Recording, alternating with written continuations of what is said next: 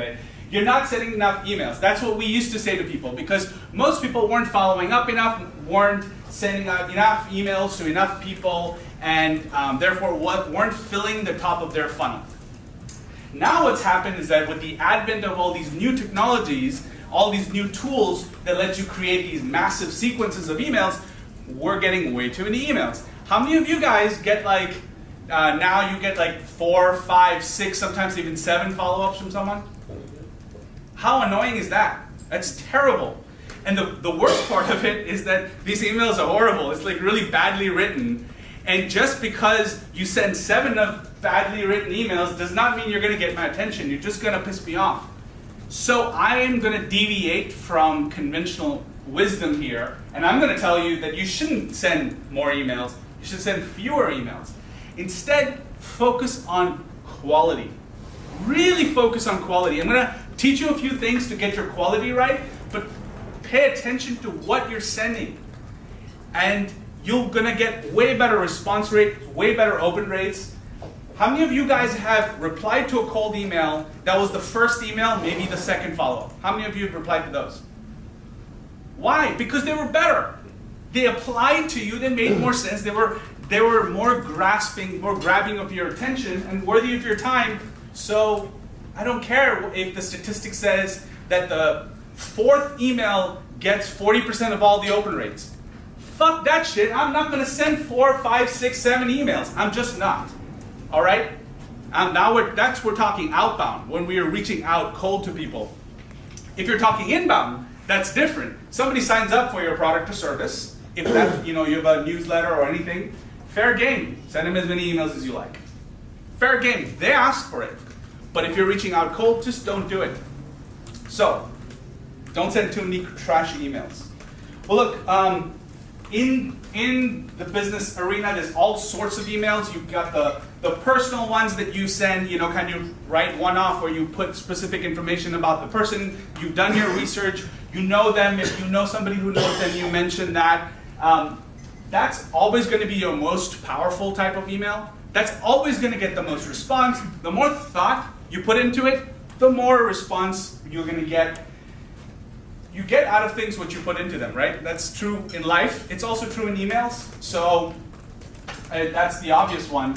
But then there's the sequences, which is the most popular form of cold email today. You're going to write 5 or 7 templates, and you're just going to turn on the software, and the software does it for you, and you don't have to worry about it. You're essentially going to annoy people into submission, into getting back to you.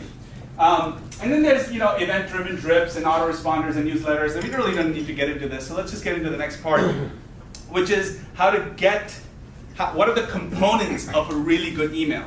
By the way, I'm going a little fast today because honestly, I really don't think you want to hear me talking for 3 hours. So we're going to try to shorten things up. If you want me to expand on anything, just throw this up and ask a question and I will expand gladly. So, now, how much time do you guys spend on, let's say, proportionately on subject versus body of an email? Would you say you spend more time on the body, or would you say you spend more time on the subject? Most people spend more time on the body, right? Most people will send me an email, a blank email, or not a blank email, but let's say a template that they want to send. They want feedback. And some of you guys have also sent me emails and asked for feedback on it. And not only this batch, the previous batches as well. And my biggest problem with that is you almost never include the subject line. If people don't open your emails, who the fuck cares? Right? You should spend 80% of your time thinking about the subject line because it's like a landing page. If no one ever goes to it, you're just never going to get any conversion out of it. So, you know what? Improving your subject line can have a much bigger impact because if you look at how conversion works, right? You might email, let's say, for the sake of the argument, you might email 100 people, but if only 30 of them open, and you have a 80% response rate, it's 80% of 30. It's nothing, right? But if you're double that, let's say you get, not even double, let's say you get from 30 to 50% open rate, suddenly makes a much more meaningful impact Focus more on that. From now on, whenever you ask for feedback on your cold emails, include the subject line. Pay attention to the subject, right? And we're gonna talk about some. I'm gonna give you some example subject lines, and you know what I would love to do is get you guys to throw out some subject lines that other people can kind of learn from and copy, because really, we all need good subject lines. There's not enough of them. So, subject lines are key. Spend more attention to that. Second thing that's important is you should write like a human being. No caps, obviously. Sometimes you could even put misspellings.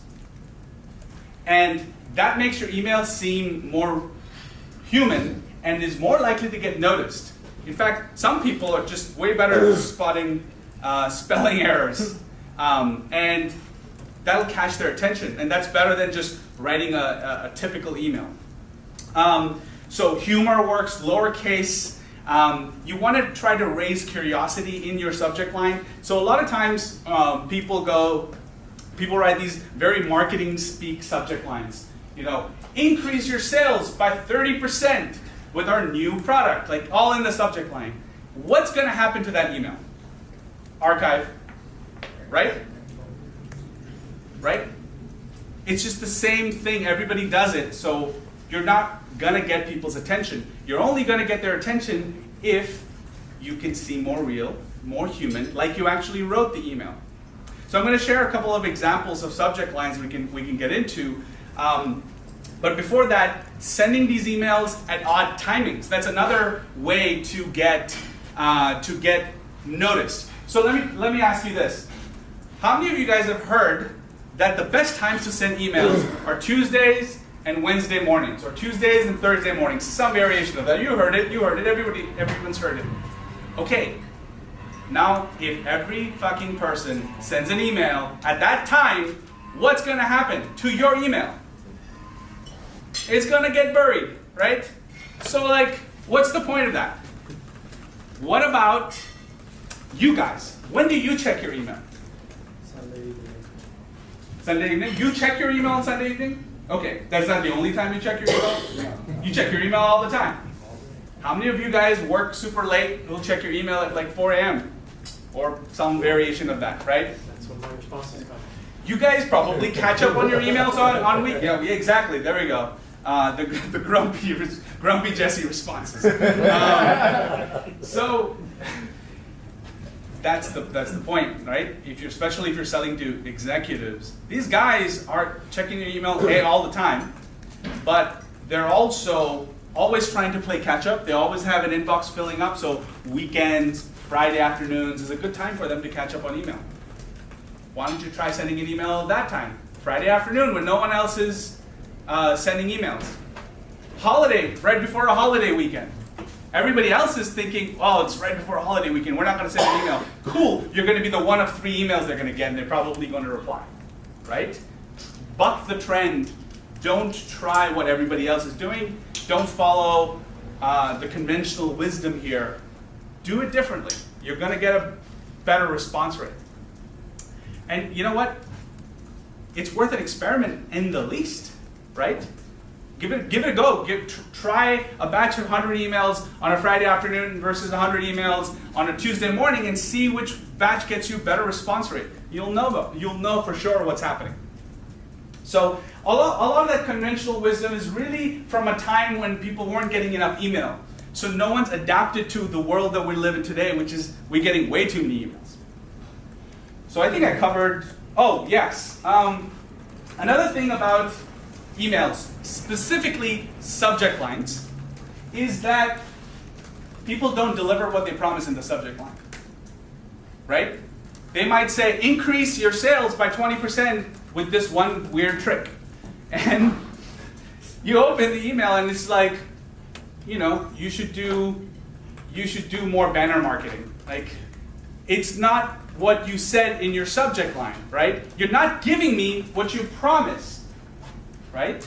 You just lied to me in your subject line. Don't do that. Don't try to clickbait people into your subject lines. Be honest. There are ways of getting people's attention with an honest subject line that can get people to respond positively to you. And I know what I'm telling you seems obvious, but you'd be surprised how many people and founders don't do that, don't follow that. They try all these weird things to try to get people's attention, and it just affects them negatively. So don't do that. Here's some examples of subject lines you can try. And one of them in here is my favorite. It just works so well. It's so consistent. And I'll tell you about it in a second. So a couple things. Chat, question mark. This one works brilliantly. It's a really, really good one. You used to also be able to use quick question. That's kind of played out a little bit now, but it's still worth trying once in a while if you want to shake things up.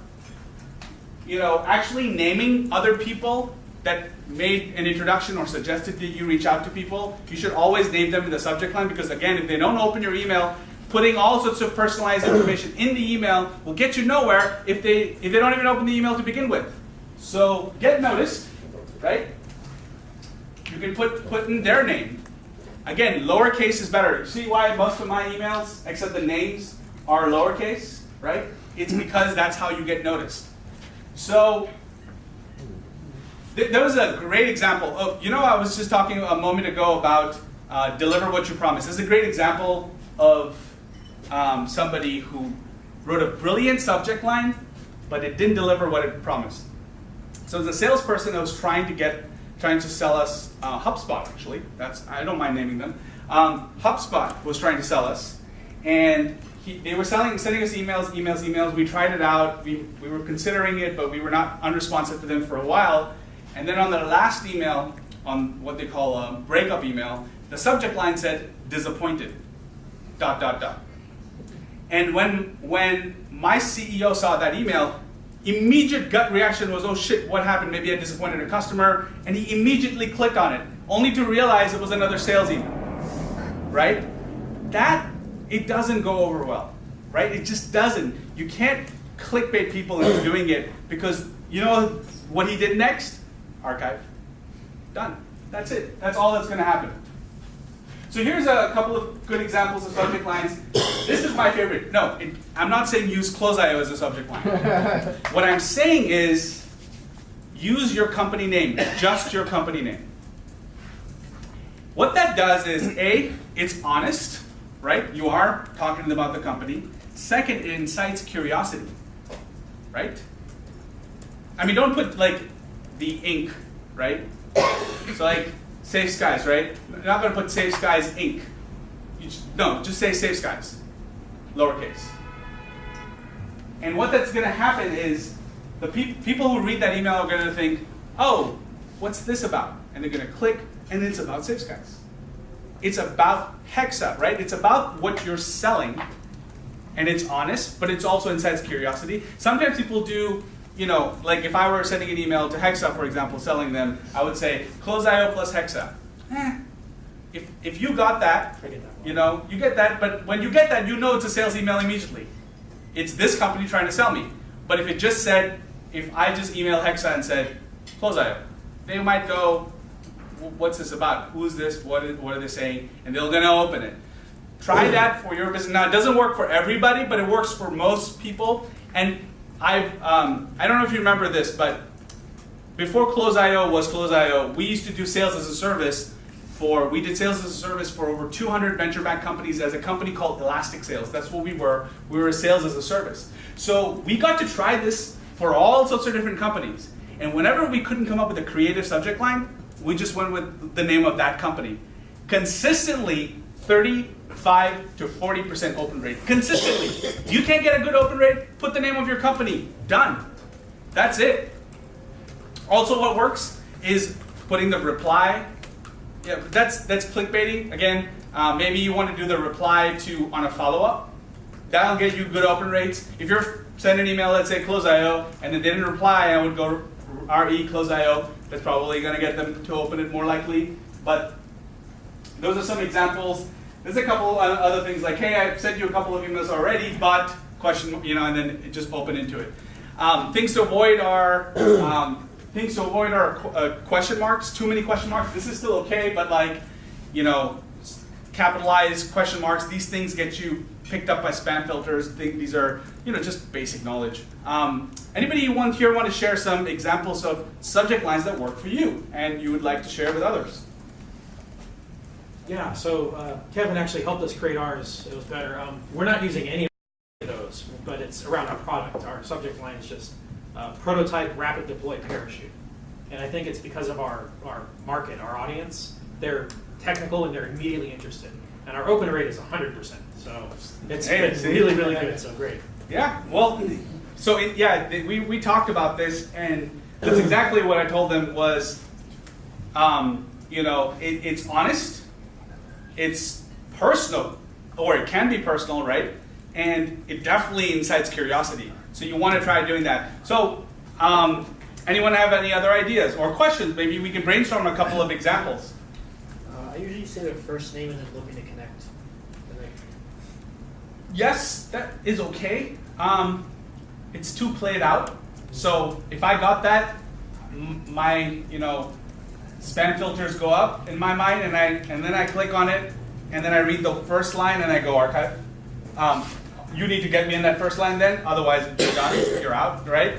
But if you say looking to connect, and you say, hey, by the way, I ran into your friend John recently at an event. Okay, I'm reading. And then you can get me to talk to you, like get me more interested. But looking to connect, maybe not the best.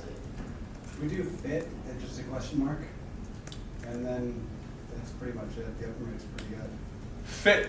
Yeah. How is it working for you? Well, I don't know the exact numbers, but it definitely gets the most responses. Just because if you're asking them if they're going to get a fit, through the email, it kind of delivers. I don't think. Look, the thing is, subject lines don't get you responses. Right? Subject lines only get you opens. Mm-hmm. So you should know what the open rate is, which, by the way, if you guys are sending sales emails, you should know your open rates, right? You should never not know. Try to figure it out. Use a tool that gives you the answer. There's plenty of tools out there. Just a sec. But just to talk to you about the fit question mark, is it just fit question? Mm-hmm. That's like curious, right? I look at something like that, I go, wonder what this is. It was 28% this week. 28. Oh, so okay, 28%. You looked it up. Cool. 20% is okay. It's not that great. If you are in the upper 30s, you're in decent territory. Below 30, it's like not that good. So you should try something different, because you could probably get way more value out of what you're doing, and more responses. If the response rate is good, right? Then you could get way more by improving your subject line alone. Just a question. What are your thoughts on the preview? You get a little bit of snippet in Gmail, you get some on your phone. How does that play into things, if at all? What is my thought on what? The email preview, that little snippet that you get after the subject. Sometimes you get it on your phone, you get it in Gmail. Yeah. Is there any advantage there? Well, if you write your emails really well, the body really well, you can take advantage of that and get people to want to read more and open it. And we'll get into how to structure a great body, right? And I think what would be in the body that I would suggest is probably not going to make a difference on that. So you might want to consider. I have never tried playing with that, right? But I think body really matters, and we'll get into that after. That's a good point, especially on the smartphones. You don't even have to open, right? You still get the message. It may not be captured in the statistics, but there are many messages where it stretches. You finish reading the first 2-3 lines without opening. Yeah, you have such a small opportunity to get somebody's attention. Put real thought into it. So one example that I've used that goes a little bit against what you were saying, but was very successful, is I thought this might interest you. Yeah, I mean, it's not against what I'm saying. It's an alternative approach to trying it out. What kind of open rate did you get? 85%. You got 85% open rate? How many people did you email it to? I think this first one was a couple of hundred, like 500 or something. Guys, don't listen to me. Just do what he does. Like, there's no point. Why are we even here? But that was also 2 years ago, and the market has changed a bit since then. Yeah. I thought that you said I thought this might be interesting to you or something like that. Dot. Dot. I thought this might interest you. I thought, and what was the response rate like? Well, I'm almost embarrassed to say, but it was very good. But it's also because of the email. So, and this is more about the product. We can talk about that separately, but Okay. yeah. No, but if you do that type of approach, you can't have a generic email. Like the email has to be super targeted, talking only about the person that you're emailing. Okay, so it's a more personalized approach. Yeah, but it's You sent 200 personalized emails. yeah, 500. Well, I mean, that's what our system does. So, like I just wanted to add another thing that I think is very good for people to think about when thinking about what to put in the email is to think about asking questions. Because like so we're talking about the open rate and so on, but to get responses, you want to ask a question. This email is not about you talking about what you do. That has nothing to do with this email. The email is about talking to the customer and getting them to respond. So. Right, and we'll talk about that as well. What you were saying is this email is about getting people to respond, not about you just talking about yourself. It's a good point. I mean, that's really interesting. You got a good open rate. I'd be curious to try this out. It's a little clickbaity, in my opinion, but good for you, right? Really good for you. Anyone else have examples to share of good subject lines that you want to share the wealth here?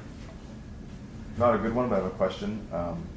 What about the I have a question right there. You got one. I have a 100% question. open rate right there. You guys just saw it happen. Yes, 100%. No, like the looking for feedback kind of subject line. If you say looking for feedback and you are looking for feedback, totally honest, totally good, probably going to get you a decent open rate on that.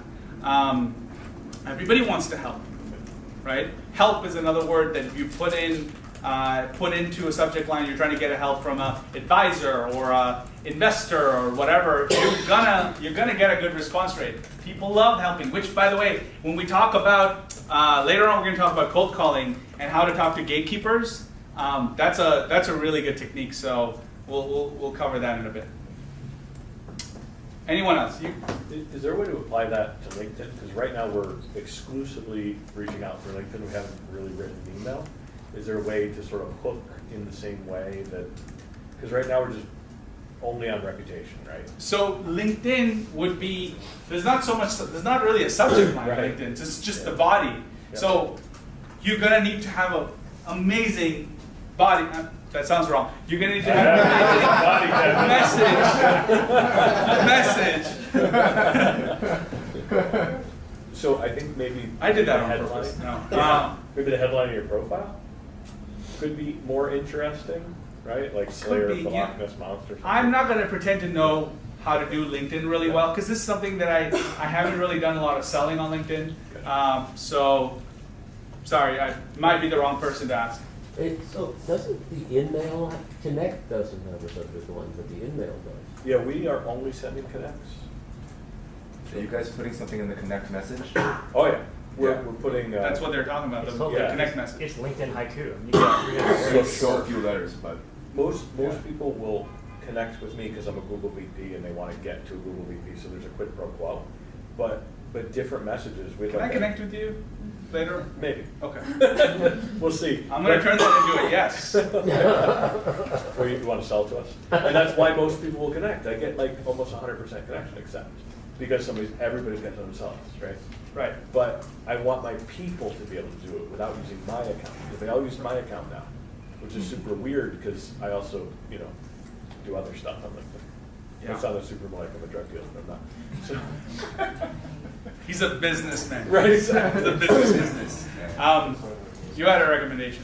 So I think so, like, it depends, sometimes you know a person and you're not connected in for several years and you want to reach back to them. Yes. So that's where, like, advice, if you know that person, advise maybe it's like senior advisor or somebody, so that helps. Or sometimes, like, especially with investors, like you meet them, you don't hear back from them, then quick update. So that is like, oh, okay, he spoke to them, you're not interested. But these are not like broad, You know what, if it's somebody you used to know, you met a long time, and I like to use reconnecting. because to me that's honestly what we're doing, trying to reconnect, and we're getting, that's very, A, it's honest, B, it also implies that we've connected before, so then, you know, I'm more likely to open. And then I would do something like, hey, John, you know, a couple of years ago, you and I ran into each other and we talked about XYZ. Since then, I've gone on to do ABC. Recently, I've had this change and I'm looking for input. I thought I'd reach out to you because what you did back then, you always stood out as somebody in my mind as someone special, and I wanted to reach out and connect, or something like that. You could always try, and you're probably going to get a decent response rate. Because it's, again, personalized emails, you're just going to get a good response rate. Anyone else? Shall we keep going? We're going to keep going. All right. So, let's talk about the actual structure of the body, right? How to have a great body. It's just as he leaves. So, look, I'm not even going to address the first point, but let's talk about the structure of the body. So this is how I like to structure it. First, who are you, right? That's the first question. If I call you, or if you're calling me or you're emailing me, the first thing in my mind is, who are you? I don't know you. Why should I pay attention? Who are you? So first, who is this, right? And why should I keep reading? Why should I care, right? You need to get my attention. You need to tell me why I should continue to spend valuable time reading through text, right? And what's the value in it for me? And credibility. That's the one thing most people miss when they're pitching in email. You're never talking about credibility. You're never talking about why I should trust you. People write emails. We've got a system that's going to increase your sales revenue by X%, or we've got a software that'll save you hundreds of hours of time. I don't believe you. I don't trust you. You've not earned my trust. So how do you get that? How do you get my trust? Credibility is important. And I'm going to give you a couple of tips on how to build that credibility. Right now we're just talking structure, and then we'll talk how to fill in things in that structure. And we're going to look at an email example. And after you've told me who you are, why you're contacting me, why I should care, you need to have the next steps. Which, it's amazing how many emails I get where it's just information. And they're like, well, here's a video, here's our website, here's what we do. Nothing else. No next step. That still happens, right? A typical company selling clothes item. So let's just read it together.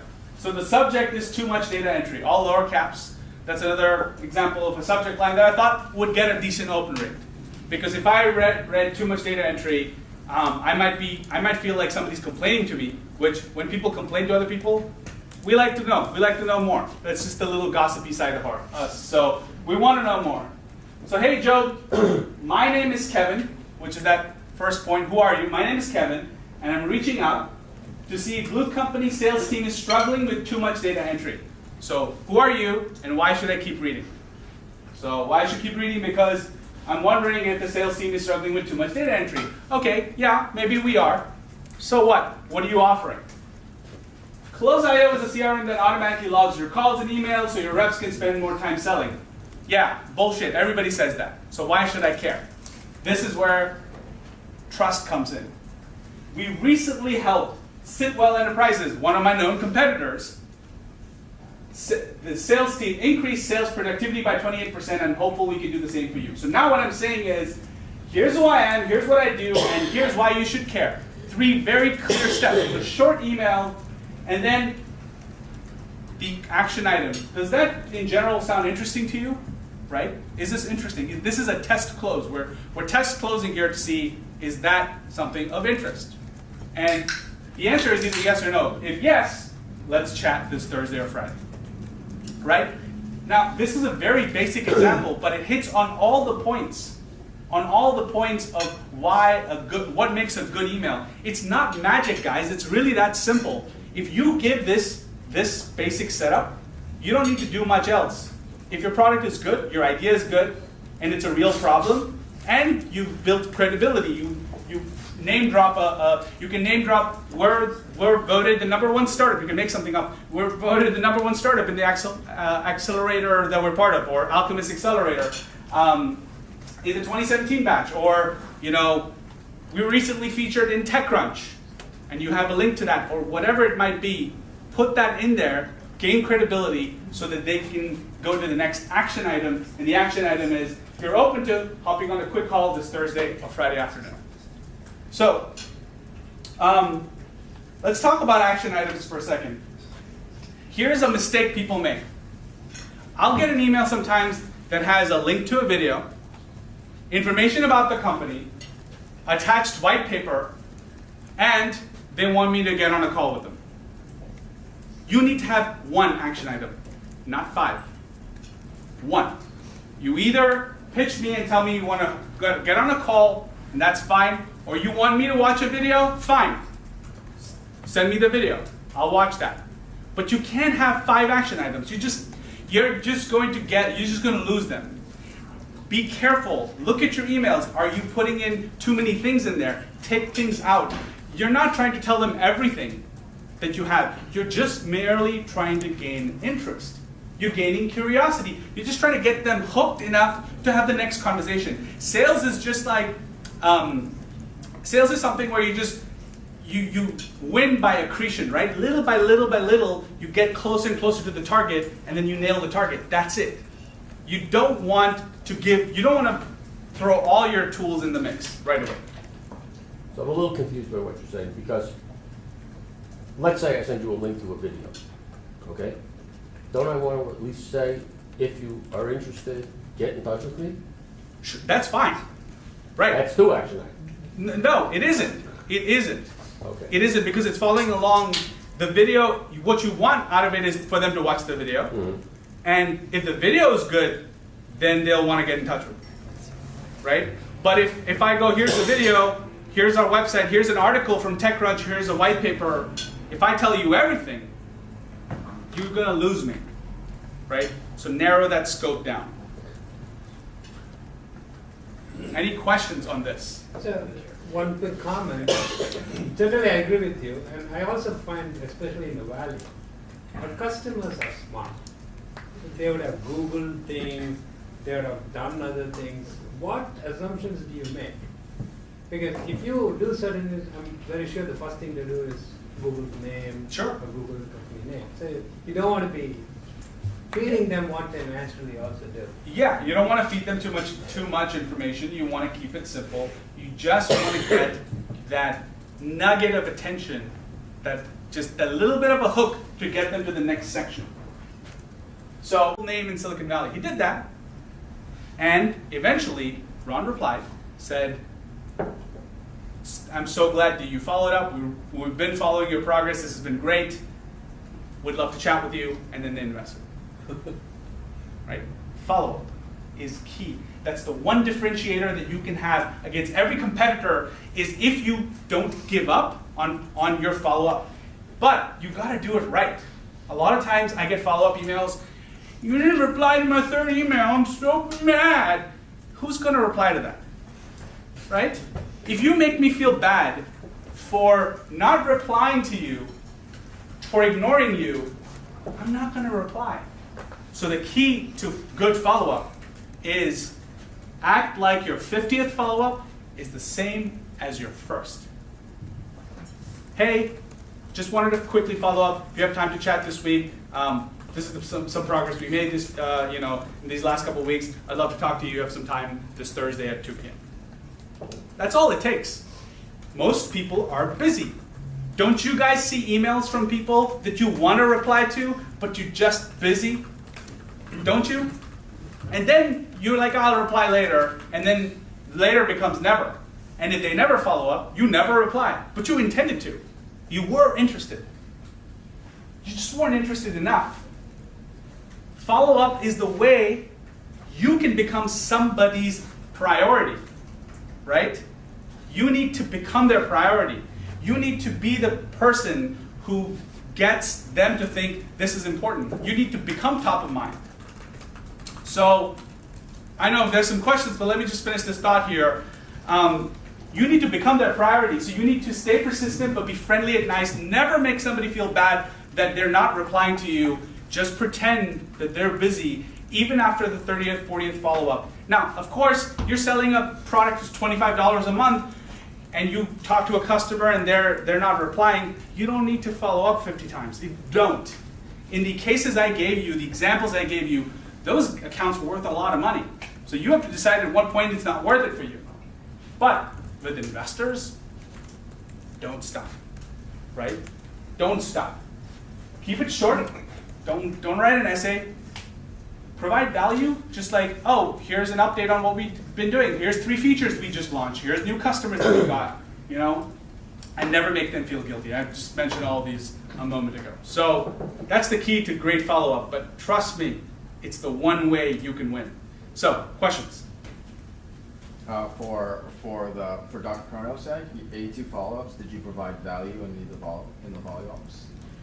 In most of my follow-ups were calls. I just call a cell phone, Okay. just nonstop. And then some of them were emails. And again, they were very, very simple. We'd say maybe we close another client. We'd maybe offer some suggestions. And whatever we could at the time. Now I don't remember the specifics, but it was always short, specific, and never make them feel bad about it. What's your opinion on, if you're looking for a binary answer, having the phrase at the end, you're free for a chat. If you're not, let me know and I'll leave you alone. That kind of hatch. Do you have an opinion on that? You can do that. Like if you start to follow up with somebody and that now starts to stop making sense, you could start to introduce language like, hey, John, it's totally cool if you're not interested in what we're offering. Just let me know and I'll stop bothering you.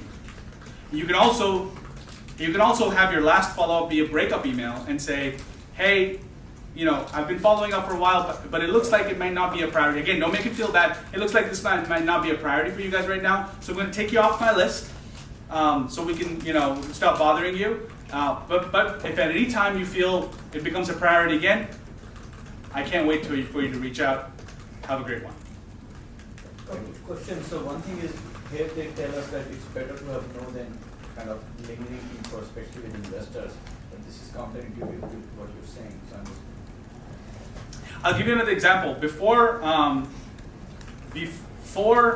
I joined the team at Close.io or Elastic, I had my own startup. It was called FitSquid, and we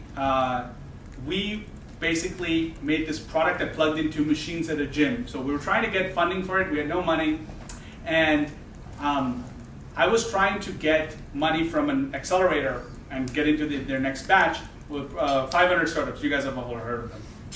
So I would show up at the 500 startups events, and so what I did is I showed up at the 500 startups office every single day for 8 weeks every day, and I would just work from there.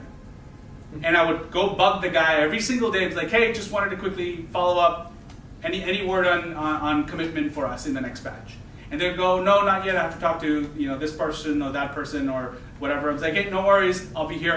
I'll see you tomorrow. And I'll go there tomorrow. And then the next day. And I did this consistently for 8 weeks until they sent us over the offer letter. We ended up rejecting them because I ended up joining the Close.io team right there. But That's amazing. You can never talk to them again. you know what they said? They said, hey, no worries. Thanks for letting us know. But you guys are hustlers. Anytime you want to be in the 500 startup batch, it's an open door. Just let us know. So, follow-up question on a different topic. So we are sending to enterprise IT where the guys are like tired of getting all these calls and emails, right? And so now when we are calling them and how many times you follow up and how do any special, because the example you used was a CEO, he liked you because he wants their customers to be like pestered or whatever by you, right? So it was a value for him. But in enterprise IT, it's little different, and that's what I like to hear on that. No change in opinion. It's the same opinion. You should follow up if they've expressed interest, but they're not giving you an answer. Follow up till you get an answer. That's it. That's all it is. There's no magic, right? It's human nature to be busy. to be preoccupied with other things, right? That's all it is. You yourself behave the same way. You're just scared to piss people off, so that's why you don't do it. As long as you write good follow-up emails, you can write an email, you can call, and you don't need to call them every single day, right? A couple of suggestions on your follow-up emails. First, in the beginning, maybe twice a week, then once a week, then once every couple weeks, after a while, and then once a month. If it's a big enough account, just keep following up. You don't have to stop. If it's really, really important, once a week, every week, period. That could be a good schedule now. You don't have to call them 20 times a day, but that was a different type of deal, so we went for it anyway. You have to read the situation, but the answer is almost always more than you think. More follow-up than you're comfortable with, and you should do that. A couple of tips on how to get your follow-ups to have a better response is, somebody sent this to us in one of their follow-up emails. They were not getting a response, so they just sent and it was pretty funny. Got a response from us. So you can use humor. That's a really good way. Here's another example. It might be a little hard to see, but it's just basically little ducklings that, as they're walking, kind of fell through, and he's like correlating that to falling through the cracks, and then says, I'd love to save you time on HR stuff. By the way, I hope the story has a happy ending, just like these ducklings. And it's funny, it's cute, it's it's heart-wrenching. So it's a good way to get people's attentions. So we're done with cold email. Open it up to questions. After this, we can take a couple-minute break, and then we can get into calling. And then after calling, there's objection management, and then there is closing. So we've got a lot of ways to go. Questions?